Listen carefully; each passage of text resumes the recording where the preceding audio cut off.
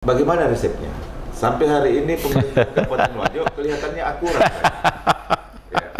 Kompak dan kelihatan teduh antara eksekutif, legislatif, bupati, wakil bupati, dan semua OPD. Apa resepnya?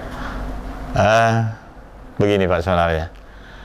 2018 itu ada 12 kabupaten kota, saya bersamaan pilkada pada waktu itu. Pengisian pejabat tinggi. Siap. Ya. Ini kadang jadi masalah. Iya, benar Pak, benar. Kok bisa dapatin anugerah ini? Iya.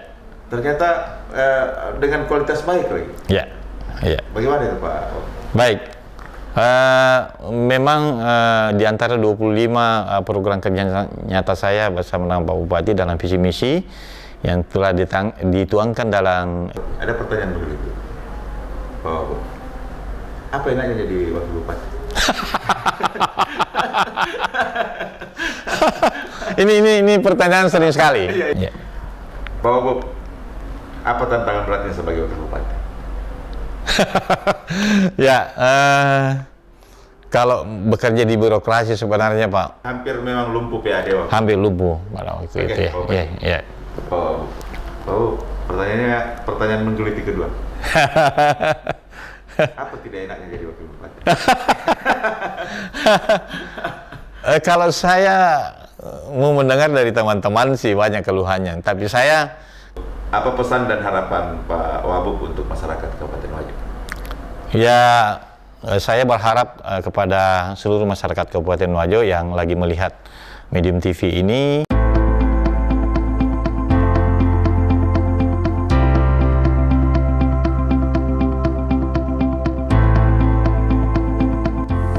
Kupas Tuntas. Assalamualaikum warahmatullahi wabarakatuh.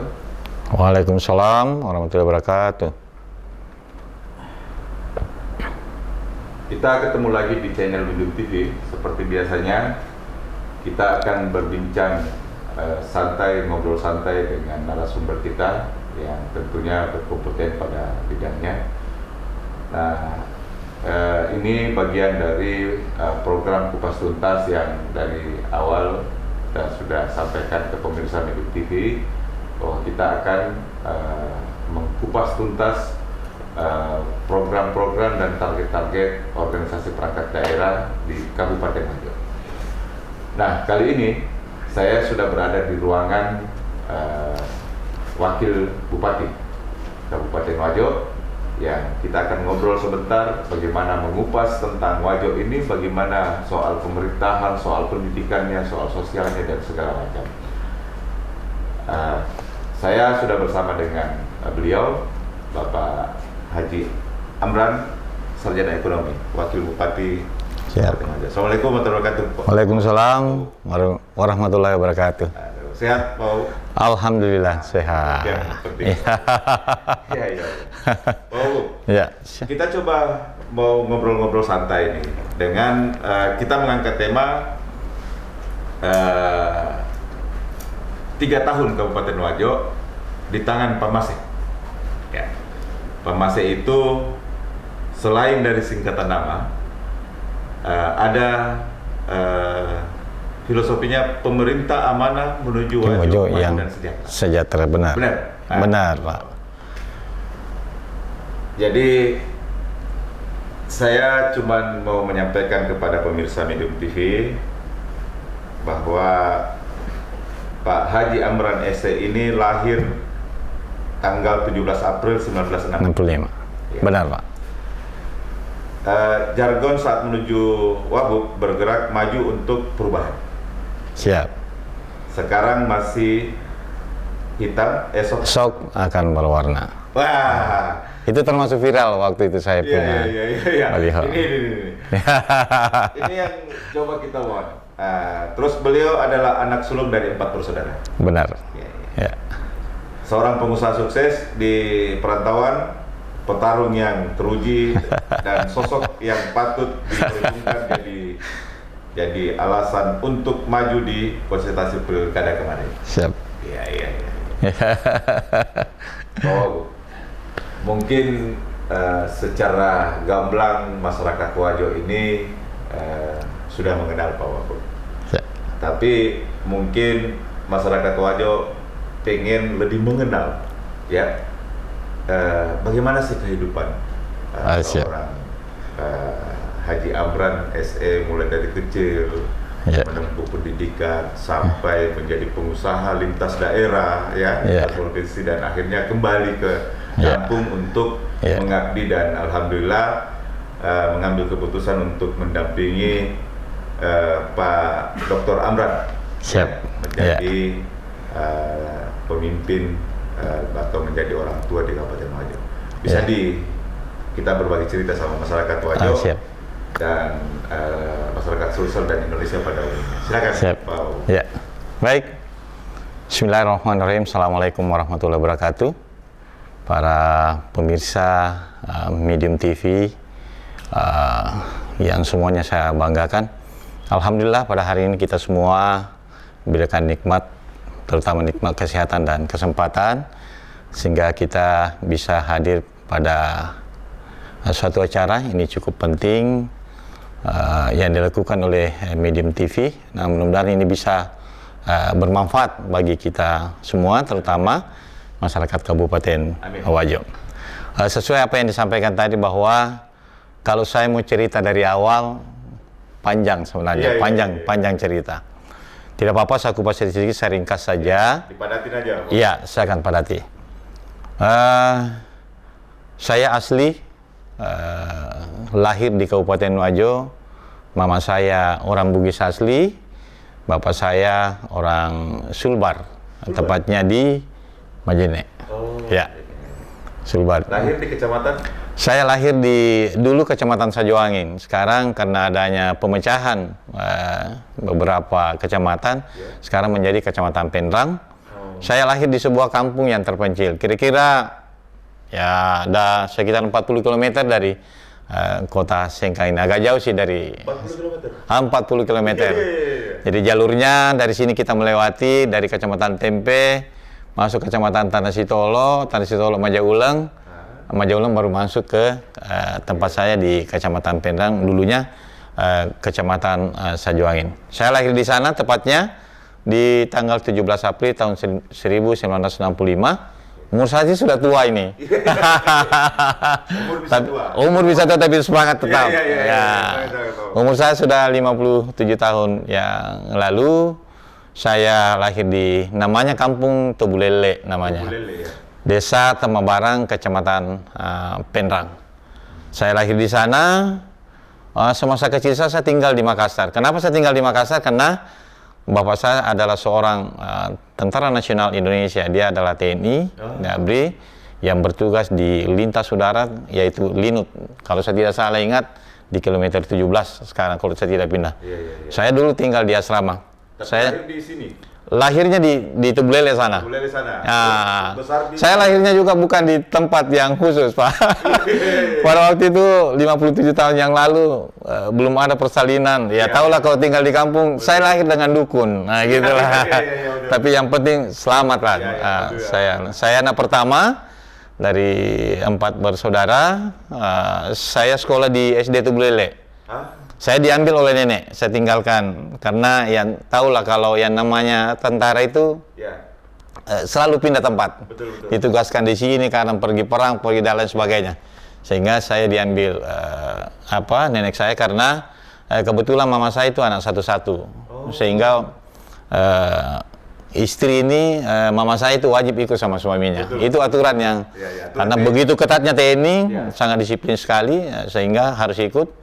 Jadi nenek saya lagi sepi, saya diambil, sekolahlah saya tamat di SD, kalau saya tidak salah ingat, SD 148 Tubulele namanya. Tamat SD di Tubulele? Ya, saya kecam pendidikan di sana selama 6 tahun, alhamdulillah. Di SD itu kami gemilang juga, mulai dari kelas 1 sampai dengan kelas 6 itu selalu ranking 1, bahkan mendapatkan beasiswa pada waktu itu. Di waktu itu? Di waktu itu. Susah banget. Tahun 70-an, ya. Namanya beasiswa itu susah banget. Susah banget. Betul. Saya pun mengikuti itu dulu. Wah, terlalu banyak syarat-syaratnya dan lain sebagainya. Kalau SMP di mana? Setelah tamat di sana, saya melanjutkan SMP, tepatnya di SMP 828 Antapangin namanya. Tetap di Sengkang? Tetap di Wajo, Kecamatan Majaulang. Itu jaraknya antara Tugu Lele itu dengan Tapangin sekitar 9 kilo. Jadi setiap harinya saya naik sepeda dengan kondisi jalan yang sangat ganas sekali. Oh iya, naik sepeda. Kami tinggal di rumahnya nenek ya, pekerjaannya kalau orang kampung ya bertani. Saya juga selalu ikut ke sawah, termasuk mulai dari pembajakan sampai dengan padi, motong padi gitu. Kalau bahasa Bugisnya sekarang sampah, deros seperti itulah. Ya, yang ada sekarang. Itu saya lalui semua. Kami selama 3 tahun saya naik sepeda terus dari rumah ke sekolah dengan jarak 9 kilo. Pulang jam 1, tiba di rumah jam 3. Rata-rata seperti itu yang saya lakoni selama kurang lebih 3 tahun. Selesai situ? Saya ke SMP Tapangin, selesai di situ.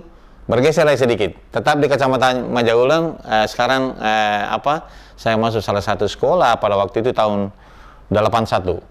Tahun 81 saya SMA, namanya SMA Paria di Kecamatan Majaulang. Sekarang berubah nama, SMA 2 Kabupaten Wajo, karena memang sekolah yang dibangun yang kedua di Kabupaten Wajo. Waktu itu sangat susah sekali kita masuk, siswa banyak tapi sekolah yang tidak ada. Itu saya tamat di situ, di SMA Paria, sekarang SMA 2 Kabupaten Wajo. Alhamdulillah mengencang pendidikan di sana sudah tahun 81 itu mulai masuk masa remaja pada waktu itu kan. Nah, adalah kenakalan-kenakalan di situ ya. Ya seperti itu. Saya kira sama yang kita alami semuanya, sama. Ada masa puber kita pada saat itu kan. Bla bla, kita sudah selesai di situ. Setelah itu tentu kami hijrah ke Makassar untuk melanjutkan pendidikan yang lebih tinggi. Dalam hal ini saya masuk salah satu perguruan tinggi swasta pada itu. Namun pada awalnya kami juga mendaftar di salah satu perguruan tinggi negeri. Dulu itu ada IKIP Makassar, ada Unhas, semua seperti itu. Akan tetapi jodoh saya bukan di situ, sehingga saya masuk di salah satu perguruan tinggi swasta di Makassar yang sekarang namanya STIM Bongaya. Oh iya. Dulu namanya memang Jalan Bongaya di situ. Sekarang menjadi Jalan Mapaudang. Iya. Setelah selesai di situ kurang lebih 4 tahun kami selesai dengan memperoleh gelar sarjana ekonomi. Selesai itu ya namanya selesai ya pasti kita cari kerja di mana-mana lah. Baik kerja serabutan dan lain sebagainya. Saya memang juga dari awal. Tentu kita sepakat bahwa kesuksesan itu tidak ada yang spontanitas, tidak ada yang instan, semua melalui proses. Saya juga dari bawah, Pak. Selesai itu kami bekerja di salah satu perusahaan di Makassar, kami di level bawah di bagian administrasi, turun naik ke Kaba, terus menjadi direktur keuangan seperti itu. Ada salah satu kontraktor di Makassar saya ikuti. Terakhir saya menangani proyek pembangunan jalan tol reformasi di Makassar awal-awalnya, termasuk pembebasan waktu itu bersama dengan salah satu perusahaan yang memenangkan tender pada waktu itu, yaitu grupnya Bosowa, yaitu PT Tujuh Wali-Wali. Kami adalah subkonnya di situ, kami ikut bekerja, ikut nimbrung di Urip Sumoharjo, ikut nimbrung di pelabuhan, penimbunan dan lain sebagainya. Disitulah banyak ilmu yang saya dapatkan. Walaupun memang latar belakang saya sebagai sarjana ekonomi, tapi saya bergaul dengan banyak orang sipil waktu itu karena kerjanya bangunan, bla bla, seperti itulah. Sekolahnya ekonomi tapi pengetahuannya teknik ini. Bisa lah, sebenarnya. Bisa lah. Nah, waktu itu kami diberikan, atasan saya memberikan suatu tanggung jawab yang sangat luar biasa karena kami harus selesaikan. Kalau kita kerja di kontraktor kan ada lifetime waktu yang harus selesai. Tanggal sekian harus selesai sekian kilo, bla bla, seperti itulah. Alhamdulillah selesai pada waktu itu, selesai jalan tol reformasi. Waktu itu saya pamit sama bos saya. Iya, bukan resign sebenarnya. Pamit untuk mau mandiri juga seperti itu. Kenapa saya lakukan? Saya iri sebenarnya sama bos. Kenapa? Kami anak buah ini kontraktor overlay sampai subuh. Bos ini enak banget tidur, uangnya banyak masuk. Jadi dalam hati saya, kapan ini saya bisa jadi? Itu yang memicu saya dari awal. Bla bla, saya pamit begitu. saya tidak hilang begitu saja, karena biasanya kalau perusahaan hilang begitu saja, resign dengan ini, tentu image-nya tidak bagus. Akan tetapi sampai sekarang ini mantan bos saya itu saya masih akrab dengan dia. Kita sering berbagi kalau ada pekerjaan-pekerjaan yang kami lakukan. Akhirnya kami disetujui waktu itu karena banyak teman-teman juga kerja di kontraktor. Saya beli yang namanya unit pendukung kontraktor. Dalam hal ini adalah dam truk dengan alat berat. Iya. Tahun 97. 97? Ya. Wih, iya. Kira-kira enggak apa-apa saya cerita kan? Kira-kira ada 3 bulan saya ambil diri, saya ikut kredit juga di perbankan, di leasing, dan lain sebagainya. Kerjasama dengan Boswa, saya ambil mobil dump truck dan beberapa alat berat di UT, di Komatsu. Saya mandiri waktu itu. Beli alat berat? Beli alat berat. Wih, luar biasa. Dengan cicil, tidak kontan. Kan Cicil itu kan ada tantangan, Pak. Betul, tapi kan ada uang mukanya, Pak. Oh iya, adalah mukanya. Urungan-urungan biasa pinjam sama teman, sama saudara. Pinjam dulu temannya, nanti uangnya nanti saya akan bahas seperti itulah. Akhirnya kami ikut subkon, terus ya pengadaan material dan lain sebagainya, ngambil material dari Goa masuk ke Makassar, itu yang kami lakukan. Akan tetapi memang pada waktu itu kami juga sangat terkendala sekali pada tahun 97 dengan 98 kita di Indonesia waktu itu adalah krisis moneter. Iya, betul.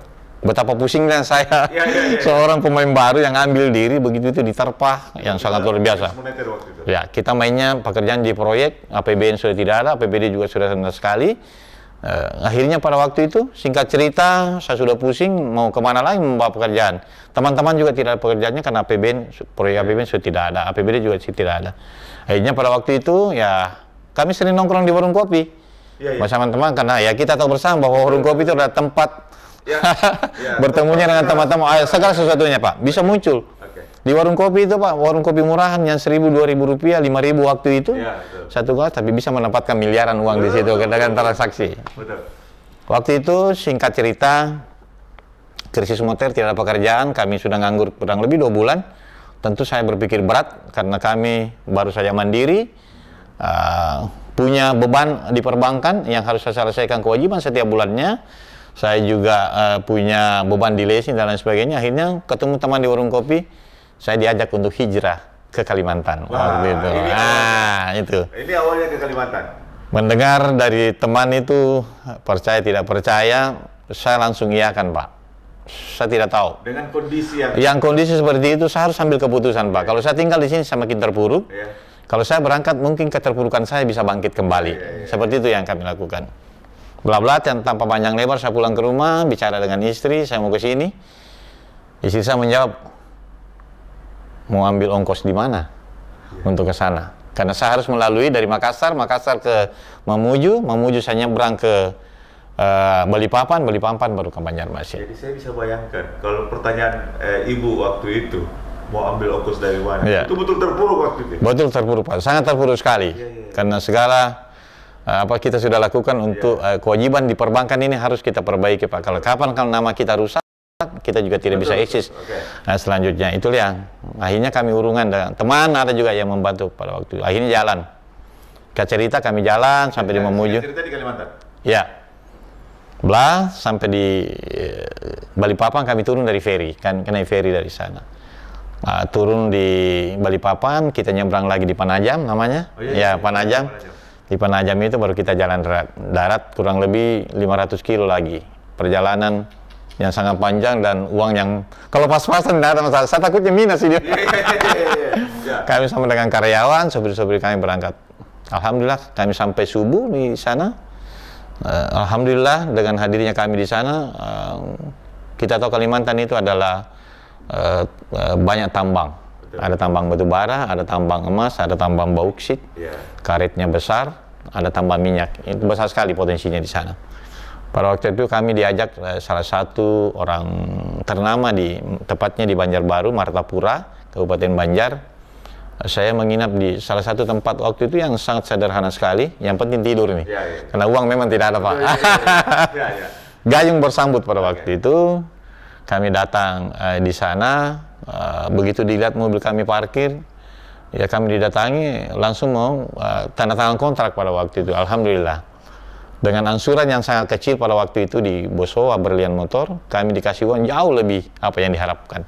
Dengan membawa unit hanya 4, kami disodorkan uang 50 juta waktu itu. Kewajiban kami 1 bulan itu hanya 10 juta. Dengan kegirangan yang sangat luar biasa, perjalanan kami tidak sia-sia, doa-doa keluarga kami terkabulkan ini. Seperti itulah. Tanpa melihat kondisi lapangan seperti apa. Saya buta di pertambangan, Pak. Saya banyak berkecimpung di kontraktor saja. Ya, saya buta di situ. Tapi prinsip saya, kalau orang bisa, kenapa saya tidak bisa? Seperti itu, Pak, yang saya lakukan. Saya ikut itu, berlanjut, akhirnya masuk di situ, Pak. Ketemulah banyak juga, kita tahu di Kalimantan itu banyak perantau-perantau dari Bugis, ketemu dengan orang Bugis kita, sesama dari Sulawesi Selatan. Akhirnya jalanlah. Singkat cerita, saya kurang lebih 20 tahun berkiprah di bidang pertambangan batu bara, tepatnya di Banjarmasin, Kalimantan Selatan. Saya juga mendapatkan jodoh di sana. Dapat jodoh di sana? Dapat jodoh di sana, orang Banjarmasin yang sampai saat ini saya masih bersama, namanya Ibu Haja Munawarah. Kebetulan chemistry-nya ketemu. Dia seorang trading batu bara, saya pendukung trading. Jadi gitu. Ketemu seperti itu. Kurang lebih 22 tahun, Pak, saya berkiprah di sana. Singkat saja sampaikan. Karena 22 tahun sebelumnya, di 20 tahun keberadaan saya di Banjarmasin, teman-teman dari Sengkang banyak saya panggil berkunjung. Alhamdulillah kami sukses pada waktu itulah. Dengan unit sudah ratusan. Dari 4 unit sudah menjadi ratusan unit. Banyak teman-teman letting saya waktu SMP, letting waktu SMA, teman-teman kuliah yang sudah bekerja menjadi PNS di sini, saya ongkosi biasanya ke rekreasi lah ke Banjarmasin. Hanya banyak menceritakan perihal. Dengan 20 tahun yang saya tinggalkan di sini, situasi, Pak, wajah itu saya tidak tahu sama sekali lagi. Pulangnya itu paling pada hari-hari besar, ada hari raya, ya biasalah mudik, Pak, bersama keluarga, ya seperti itu. Paling 1 minggu di sini, kita juga banyak di Makassar, tinggal di hotel dan lain sebagainya. Akhirnya teman-teman selalu memanggil untuk masuk, ya langsung to the point saja, menjadi calon bupati waktu itu kan. Ya perlu juga saya sampaikan, memang saya di Banjarmasin banyak bergaul dengan orang-orang politikus waktu itu, termasuk gubernur, wakil gubernur, saya satu kompleks, bupati, semua anggota DPR di sana. Kami sering naik sepeda bersama pagi, bercengkrama, makan bersama. Itu ada ketertarikan saya masalah politik pada waktu itu. Namun memang tanda kutip ini, Pak, tanda kutip, memang saya harus was-was karena isu-isu dari luar bahwa mencalonkan masuk dalam politik itu, apalagi menjadi bupati, menjadi DPR itu memerlukan biaya yang sangat besar seperti itu. Tapi kan memang tidak langsung saya percaya apa yang diomongkan orang. Tentu saya akan survei langsung di lapangan. Pendek cerita, Pak, saya diajak waktu itu tahun 2017, saya ucapkan Bismillahirrahmanirrahim, saya naikkan baliho. Ini menarik sekali. Waktu itu saya masuk, saya pakai konsultan sih sebenarnya, yang memang saya masih buta dengan masalah politik. Masuk pada waktu itu, ada guru politik saya, ada konsultan saya. Pada waktu itu, saya lupa bulannya, kira-kira antara bulan 6, bulan 7 tahun 2017 itu saya naikkan baliho di kota Sengkang. Waktu itu saya konsultasi menyarankan untuk saya berpakaian yang ya mungkin tidak suka orang wajah barangkali. Walaupun memang pakaian saya waktu itu saya pakai kopiah haji yang ada strapnya, baju dan sebagainya. Akhirnya semua tempat-tempat strategis di Kabupaten Wajo, semua baliho-baliho besar di sini, ada yang kami bayar 8 juta, ada yang 30 juta, ada yang 20 juta. Seperti itulah saya lakukan. Kerja konsultan itu? Ya. Saya pun dicemooh habis-habisan. Masyarakat banyak yang sampai ke kami. Siapa orang ini yang masuk tiba-tiba datang? Kami tidak tahu. Tiba-tiba saja datang pasang baliho dan lain sebagainya. Kayaknya ini pedagang sarung ini katanya. Banyak sih tanda kutip juga, banyak suara-suara negatif masuk di sini. Wah, mau masuk saja itu menghabiskan uangnya, tidak dikenal.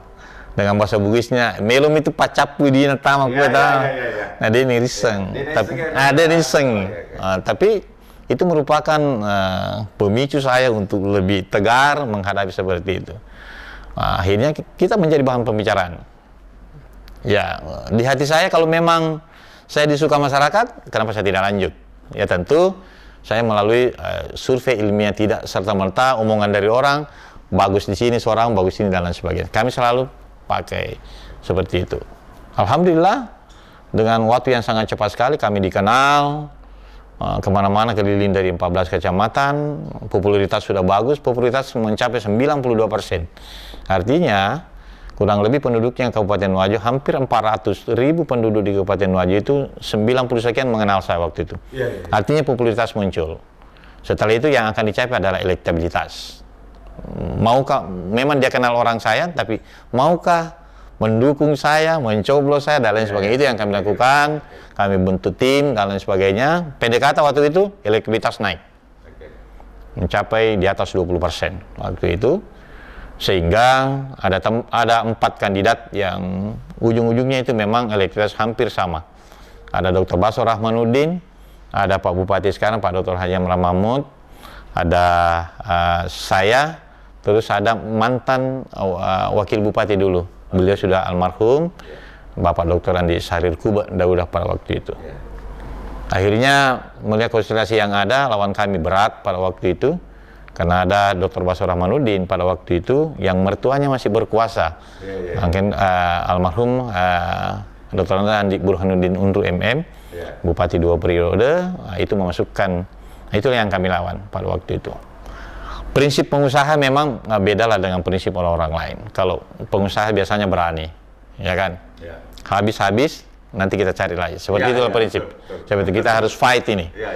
Saya harus membawa kata-kata menang pulang dari Sengkang ke kampung istri saya di Banjarmasin, harus ada kata-kata menang.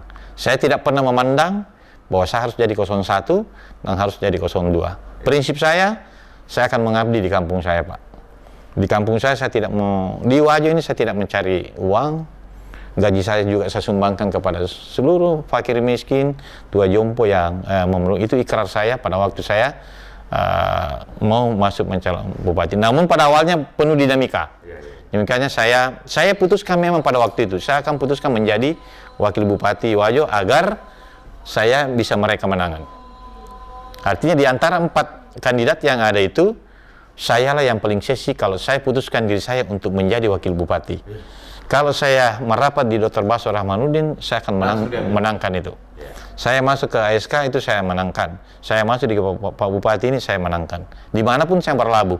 Dan itu dibuktikan oleh 6 lembaga survei yang sudah kami panggil untuk mensurvei kami.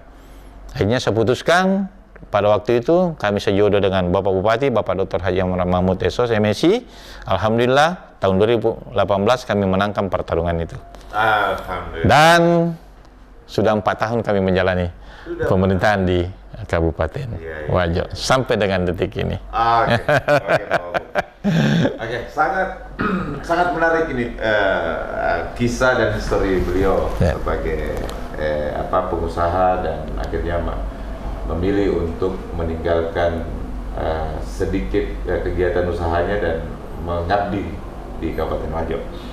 Nah, pertanyaan berikutnya, Pak Wahyu. Siap, Pak. Sama dengan pertanyaan saya sama Pak Bupati.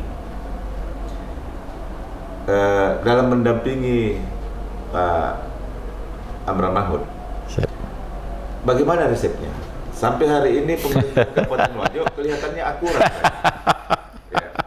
kompak dan kelihatan teduh antara eksekutif, legislatif, bupati, wakil bupati dan semua OPD.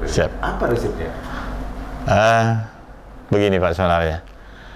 2018 itu ada 12 kabupaten kota, saya bersamaan pilkada pada waktu itu, termasuk Kabupaten Wajo. Nah, di antara 12 kabupaten kota itu, ya saya bisa katakan bahwa Kabupaten Wajo itu yang paling adem sebenarnya. Resepnya sih dari wakil bupatinya sebenarnya. Yang biasa bertengkar itu, yang selalu bikin masalah itu adalah wakil bupatinya.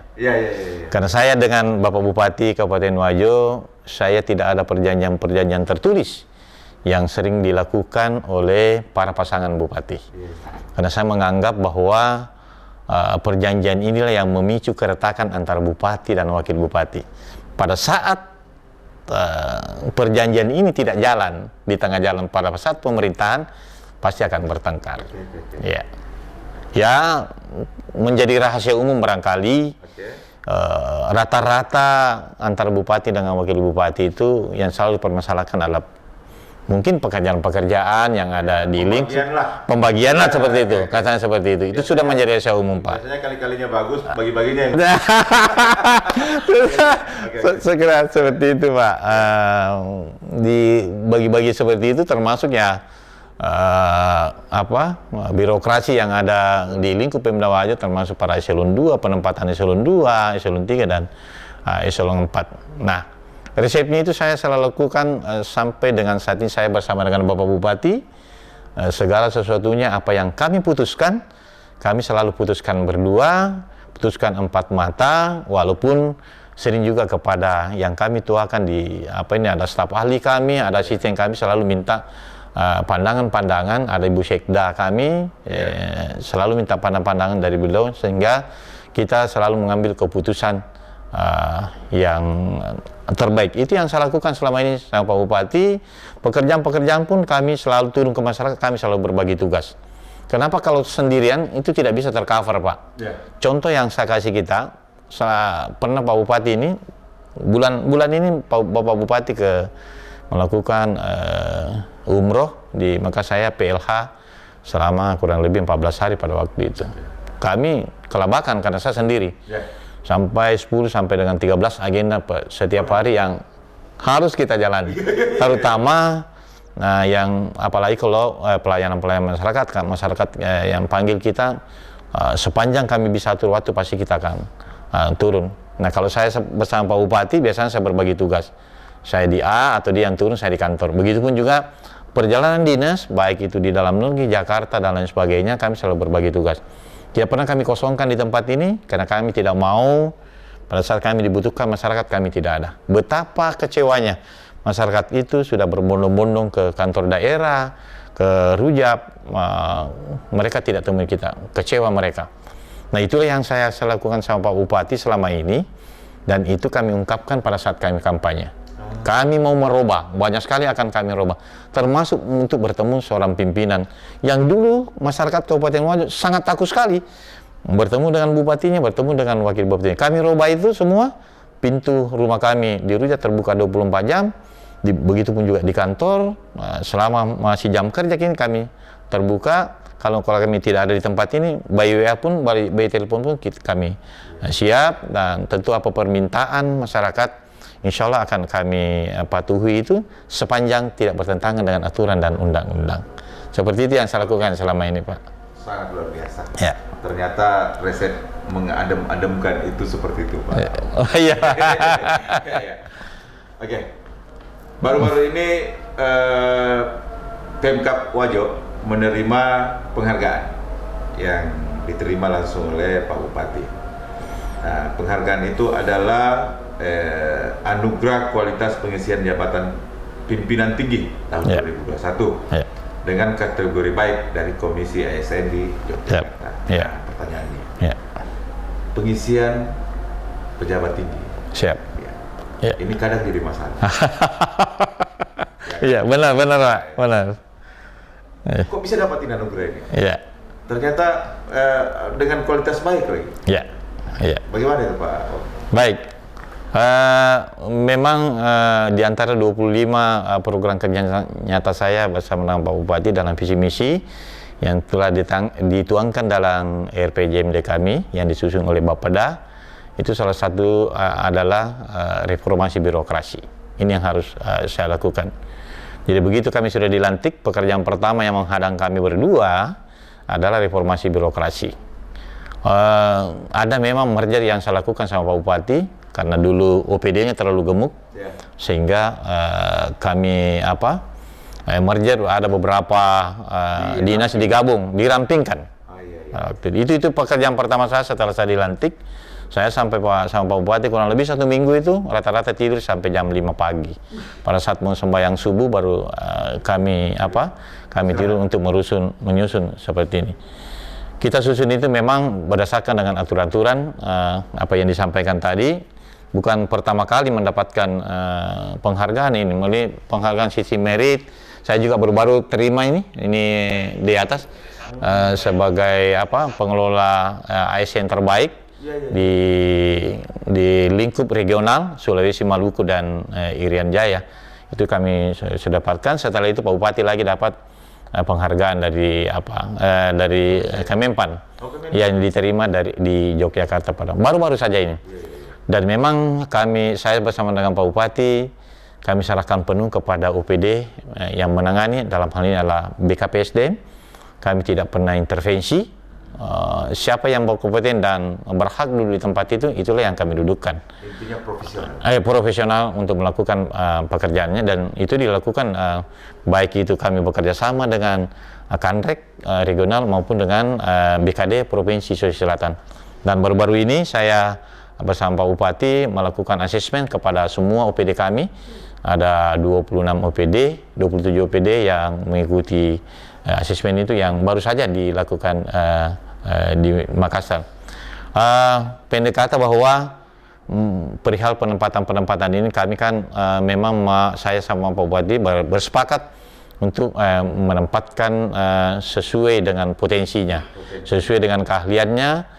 Sehingga kami pun bersama dengan Bupati, kalau anggota kita pintar bekerja, tentu kami pimpinan Bupati dan Wakil Bupati tidak susah untuk bekerja. Itu yang saya lakukan. Namun memang tidak secara spontanitas, seakan ganti secara keseluruhan dan sebagainya. Tentu ada penilaian kinerja yang kami lakukan. Ya, selama ini ada award setiap tahunnya kami evaluasi semua OPD yang ada di lingkup Kabupaten Wajo. Siapa yang berprestasi itu akan kami kasih reward, termasuk piagam penghargaan dan lain sebagainya. Mulai dari camat sampai dengan kepala dinas kami. Ya. Intinya menempatkan pejabat berdasarkan kapabilitasnya, dedikasinya. Ya. Dan kualitasnya, iya, ya, bukan karena persoalan suka dan tidak suka. Bukan, tidak ada seperti itu. Dan kami wanti-wanti bahwa apa yang selalu berkembang, bahkan banyak yang ditangkap oleh KPK pakai teman-teman kepala daerah yang ada jual beli jabatan dan lain sebagainya. Itu di pemerintahan kami yakin tidak ada sama seperti itu. Intinya profesional. Profesional, Pak. Sesuai dengan hasil asesmen, hasil ujian itu yang kami pas. Ya. Pak Bupati, ada pertanyaan begitu. Pak, apa enaknya jadi wakil bupati? ini pertanyaan sering sekali. Sering sekali. Sering sekali saya ditanya teman-teman LSM, wartawan. Biasa pertanyaan seperti ini. Pak Bub, kau mau jadi wakil bupati? Bapak sudah mapan, kalau segi ekonomi ya bisa mau jalan kemana sudah bebas belajar. Sedangkan bekerja di birokrasi ini punya aturan. Sedikit saja melangkah salah sudah terblow up di media yang sangat luar biasa. Pertama kan saya bilang dulu garis tangan saya barangkali, ya kan? Saya tidak pernah bermimpi pulang ke kampung saya menjadi pejabat di Kabupaten Wajo, tapi garis tangan saya memanggil untuk pulang di sini, sehingga alhamdulillah dengan perjuangan yang sangat keras kami lalui, saya bisa memenangkan pertarungan pilkada pada waktu itu, dan alhamdulillah saya dilantik bersama dengan Pak Bupati tepatnya di 15 Februari 2019 pada waktu itu. Saya buka saja, saya masalah pemerintahan jauh dari tahu sebenarnya. Saya tentu sangat jauh beda sekali memimpin, memanage satu perusahaan, memimpin satu perusahaan dengan memimpin di birokrasi. Ya, sangat beda sekali, sangat jauh sekali. Kalau saya cerita sedikit Pak, kalau memimpin di perusahaan memang butuh keberanian di situ. Karena kenapa? Kalau kita pengusaha selalu mengadakan yang tidak ada menjadi ada. Kalau di birokrasi, kita memimpin di birokrasi, barangnya sudah ada sebenarnya, uangnya sudah ada, tinggal kita manage bagaimana bertambah ini uang, kita manage keuangan ini, bagaimana keuangan ini bisa kita lakukan untuk kemaslahatan orang banyak, termasuk ke masyarakat bisa dinikmati. Karena uang yang ada di sini adalah uang dari masyarakat, dari pajak yang kita pungut di sini kita kembalikan juga ke masyarakat.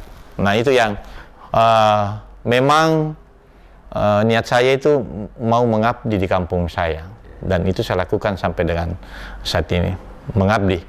Biasa saya guyonan sih sama teman-teman RSN wartawan. Apa sih enaknya jadi pejabat Pak? Dalam hal wakil bupati, saya bilang enak jadi pejabat.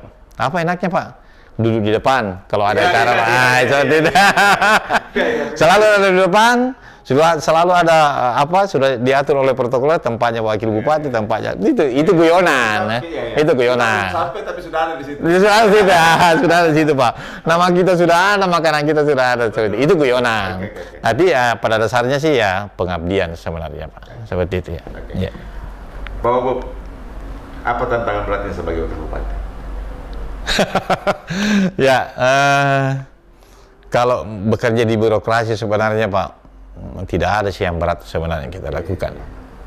Apa yang saya sampaikan tadi, barangnya sudah ada. Tapi saya ingin sampaikan kepada kita semua, apa yang saya bayangkan sebelum saya masuk di birokrasi ini memimpin, ya itu tadi, bahwa barangnya sudah ada. Akan tetapi saya perjalanan dengan Bapak Bupati selama kurang lebih 4 tahun, yang kita tahu bersama bahwa bukan saja Kabupaten Wajo mengalami, akan tetapi secara nasional bahkan internasional, dengan adanya pandemi COVID-19 yang melanda, semua dana bantuan dari pusat, DAK, DAU itu direfocusing semua Pak, diambil kembali oleh pemerintah pusat untuk menangani menangani perihal COVID-19, terakhir penanganan vaksin yang dilakukan semua. Itu instruksi dari pemerintah pusat Pak. Sehingga saya bersama dengan Pak Bupati kurang lebih 3 tahun ini memang kami kelola perihal anggaran yang ada. Nah, tapi semua program 25 itu kami sekuatkan bersama dengan Pak Bupati untuk melakukan yang terbaik kepada seluruh masyarakat. Namun memang yang sangat menonjol permintaan masyarakat itu adalah infrastruktur kita, jalanan kita, tentu itu kita sepakat. Apapun yang mau dilakukan, pekerjaan-pekerjaan apapun yang dilakukan di suatu daerah, kalau infrastruktur kita jelek, sebaik apapun wisatanya, misalnya di dalam pinggir lautnya bagus, danaunya bagus, akan tetapi kalau infrastruktur tidak mendukung, sudah pasti itu tidak bisa. Inilah yang menjadi cambuk bagi saya bersama Pak Bupati, karena di tahun 2019-2020 kami canangkan itu hampir 250 miliar saya canangkan untuk infrastruktur, akan tetapi pada waktu itu adanya COVID-19 sehingga dana-dana bantuan dari pusat, baik itu juga dari provinsi, semuanya tidak masuk di Kabupaten Wajo Laya, alias direfocusing untuk menangani COVID-19 dan termasuk vaksin kita. Termasuk memang pada saat COVID-19 ini, ya APBD kita juga memang setengah mati kita, karena ya kita pungut dari perusahaan-perusahaan yang dulunya eksis di sini, karena adanya pandemi mereka tidak jalan lagi, warung-warung, restoran semua tidak ada yang jalan, pariwisata apalagi.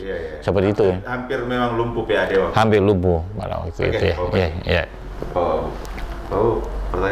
Pertanyaan menggelitik kedua. Apa tidak enaknya jadi wakil bupati? Kalau saya mau mendengar dari teman-teman sih banyak keluhannya, tapi saya kalau ketemu dengan sesama wakil bupati, biasanya memang ada forum kami bersama wakil bupati, ya banyak sih teman-teman pasti bicaranya minus ini dibalas. Tapi saya di Kabupaten Wajo saya tidak pernah merasakan seperti itu. Saya sudah berkomitmen dengan Pak Bupati. Kalau ada tamu itu dari ruangan saya membicara tentang saya, jangan kita langsung percaya 100%. Begitupun juga sebaliknya, kalau ada tamu dari ruangan sebelah datang berbicara, saya tidak akan percaya. Kita harus percaya harus dari mulut saya dan harus dari mulutnya Pak Bupati. Itu yang saya lakukan. Saya selama 4 tahun saya tidak ada yang susah. Apa sih, saya sudah disiapkan mobil dari daerah, minyaknya juga dibayarkan, ada rumah jabatan saya sudah merasa sangat luar biasa dikasih anugerah itu sebenarnya. Jadi saya tidak pernah merasa kecewa jadi wakil bupati, karena tidak ada, semua pekerja-pekerja saya sama bersama Pak Bupati. Saya tidak tahu kalau daerah lain. Kami di daerah Kabupaten Wajo kami selalu bersama. Intinya komunikasi dan komitmen. Komunikasi, iya, saya harus komunikasi dengan Pak Bupati. Sampai sekarang pun kami sama Pak Bupati, baju-baju yang kita pakai itu pada saat turun di masyarakat, kami selalu seragam. Iya, kami selalu seragam. Pak Bupati ke mana beli baju pasti dia belikan baju saya. Saya pun juga kalau satu daerah saya belikan baju, saya beli baju pasti saya belikan Pak Bupati. Karena ukuran saya Pak Bupati tahu, ukurannya Pak Bupati tahu seperti itu. Nah, jadi selalu sama. Kami selalu ada grup bersama dengan grup Forkopimda, kami ada canda tawa di situ semua, jadi kita enjoy saja seperti ini. Saya tidak pernah merasa susah. Itu salah satu resepnya Pak sebenarnya. Resepnya itu tidak dibuat-buat, akan tetapi itu dari hati yang berbicara. Iya. Oke, Pak Wabub terakhir. Iya. Apa pesan dan harapan Pak Wabub untuk masyarakat Kabupaten Wajo? Ya, saya berharap kepada seluruh masyarakat Kabupaten Wajo yang lagi melihat Medium TV ini, tentu saya sebagai pemimpin, saya bersama dengan Bapak Bupati, pertama dulu saya mohon maaf yang sebesar-besarnya. Karena memang masih banyak janji-janji saya kepada masyarakat yang belum terpenuhi. Kita tidak penuhi karena ada sebab akibatnya, termasuk adanya pandemi COVID-19 yang kami tangani, termasuk dana-dana desa yang seharusnya dipakai membangun seluruh kepala desa kami, 142 kepala desa yang ada di Kabupaten Wajo, akan tetapi dilarikan semua ke bantuan langsung tunai BLT. Tentu saya sangat berharap kepada seluruh masyarakat Kabupaten Wajo, mudah-mudahan pandemi ini atau dicabut ini menjadi endemi saja, anggaran kita bisa masuk lagi Kabupaten Wajo, sehingga janji-janji saya kepada masyarakat insya Allah saya akan tunaikan bersama dengan bersama masyarakat Kabupaten Wajo, terutama yang selalu saya gaungkan bersama dengan Pak Bupati ada 3, yaitu laleng, ledeng, si bawah listrik. Saya istilahkan adalah 3L. Insya Allah, mudah-mudahan panjang umur, saya bersama dengan Bapak Bupati insya Allah tetap bersama di 2024 untuk memenuhi janji-janji saya kepada masyarakat Kabupaten Wajo, termasuk kebutuhan dasar masyarakat Kabupaten Wajo adalah sektor kesehatannya. Alhamdulillah, sampai di bulan Desember ini UHC, siapapun masyarakat Kabupaten Wajo berKTP Kabupaten Wajo pada saat sakit kelas 3 akan ditanggung oleh pemerintah Kabupaten Wajo. Mohon kesabarannya semua masyarakat Kabupaten Wajo. Narik kota Fujimo Pak, si Bapak Bupati, pilihlah saya di 2024. Oke, terima kasih banyak Pak Wabub. Sangat terkesan kami di Medium TV, banyak pengalaman-pengalaman yang bisa kita bagikan kepada masyarakat Kabupaten Wajo pada khususnya, dan Sulawesi Selatan dan Indonesia pada umumnya tentunya. Intinya bahwa ada beberapa catatan yang saya catat dari hasil obrolan kita dan sebentar kita kasih tahu ke pemirsa Medium TV. Terakhir saya mengucapkan terima kasih banyak. Terima kasih banyak Pak. Waktu dan kesediaannya untuk ngobrol santai seperti ini. Siap. Terima kasih banyak. Kasih Pak. Kita sudah bicara panjang, ngobrol santai dengan Bapak Wabub Kabupaten Wajo, Haji Amran SE. Ada beberapa yang saya garis bawahi dari obrolan santai kami. Pertama, kesuksesan orang lain itu bukan dijadikan iri hati, tapi dijadikan spirit untuk bisa bangkit dan sama dengan orang lain. Kedua, beliau punya prinsip, kalau orang bisa, kenapa saya tidak bisa? Nah, ini yang harus digarisbawahi.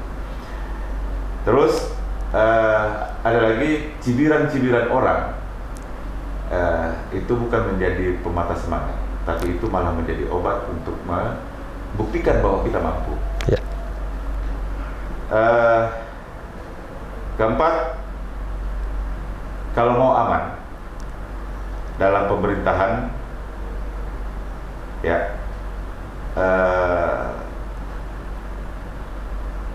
jangan pernah membuat perjanjian tertulis, tapi lakukan semua dengan ikhlas dan tulus demi masyarakat kabupaten yang Anda pimpin. Kelima, beliau membangun semua, membuat semua aman, kondisi aman, hanya prinsipnya 2, komunikasi yang bagus dan komitmen yang terjaga. Dan yang menarik terakhir, beliau sudah menyatakan diri bahwa beliau akan tetap bergandengan akan tetap konsisten menepati janji kepada masyarakat Wajo. Kalau periode ini belum selesai, berarti beliau akan lanjutkan periode selanjutnya dengan posisi yang sama. Dan beliau akan tetap berkomitmen pada masyarakat Wajo. Semua yang dia janjikan akan terselesaikan, insya Allah di periode kedua. Terima kasih. Kita akan ketemu di topik yang berbeda dengan narasumber yang berbeda. Assalamualaikum warahmatullahi wabarakatuh.